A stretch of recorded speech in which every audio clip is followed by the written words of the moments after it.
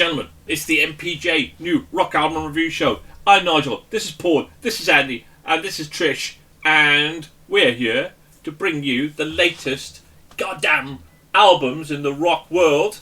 And then we're going to rate them out of 5 and see if they go to a Hall of Fame or even to our Album of the Year show. We're getting to our top 20 now. Now, who are we reviewing today? We are reviewing New Roses, Attracted to Danger. Who are New Roses? Well, they've got previous with us of New Roses. They have previous with it. We reviewed their album Sweet Poison, which was a little bit hit and miss with our panel. Scored 3.4, which is pretty solid. Will Attracted to Danger become more? We wonder. Let's find out, shall we? Now, if we're attracted to danger, then we're attracted to Trish. So, Trish. New Roses, you went to saw them, is that right? I did. They were supporting Massive Wagons earlier this year, so I was very lucky to see them. So I was excited about this new album. And this is the new one. Was it good? Yeah, they were really good. Really good. They delivered. I was in New Roses heaven. Cool. And what about the album? Now, the album. This is them doing what they do best. Good old-fashioned raw rock and roll with tracks like Attracted to Danger, Four Wheels, Bring the Thunder, delivering the hits to get a venue dancing and jumping around, singing along at one of their gigs. And to be honest, as much as I am not a ballad lover, they do bring solid offerings of them to this album. Even the cover of Rockin' in the Free World, which Bon Jovi also did, so this makes me happy to hear this. With this album, the New Roses have kept my attraction for them strong. Well, very good. Now, somebody's attraction is always strong is our Paul. Paul, having worked on this show, your sack of fan mail must be huge, Paul. They call me Santa of the South, but yeah. What do you think of New Roses, brother? Well, there's one thing that you can always say about the New Roses: they consistently produce good albums with a grittier style of country rock, making them sound a cross between Bon Jovi and Motorhead. There's not a bad song on this album, including the cover of Neil Young's "Rockin' of the Free World," which Trish mentioned, which definitely lifts the song into the 1920s. Don't really know if it was needed over their own material on this album. Nonetheless, it's also been covered, like Trish said, by Bon Jovi, Mike Tramp, Pearl Jam, Simple Minds, Hayseed Dixie, Susie Quattro, Crotus, The Alarm, and Larkin Poe. So I think there's enough covers out there of it. The problem for me is that the more ballad-like songs are natural-born vagabonds. The band sounds like a tribute to Bon Jovi, which is the least thing I liked about Bon Jovi's music.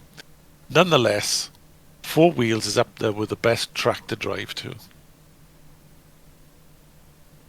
Now, the best person to go and talk to, he's certainly up there, is Andy. So Andy, you're too kind. I know. I'm full of kindness. You are too kind. Kindness and light today. Andy, what did you think? New Roses first time I listened to? Well, it's a solid slab of hard country southern rock, isn't it? You just want to listen to it while you've got a beer in your hand and drive along the open road, but not at the same time. Don't do that, kids. That's bad.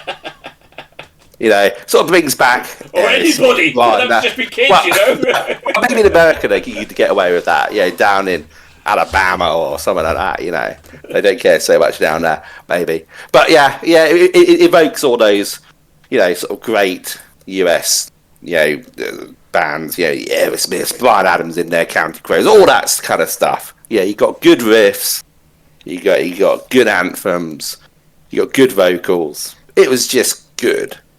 Really good.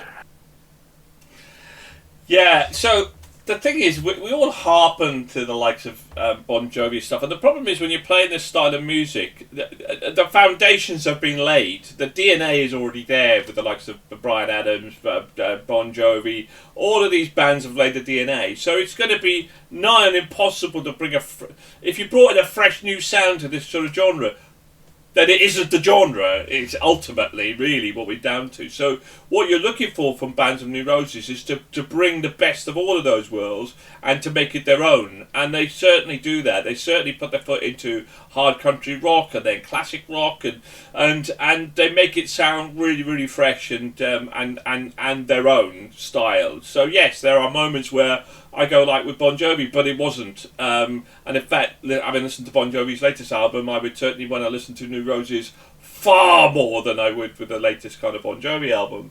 When I fall in love, Natural Born Vagabonds on my playlist, but Four Wheels, oh my God, Four Wheels, what? I mean, it's nothing, it's just a fucking brilliant tune. I think it might be one of my favourite tracks of the year. I can't stop playing it. I just love it. I just love it. Oh God damn it! If it wasn't for that shitty cover, this would be an awesome album. Awesome album.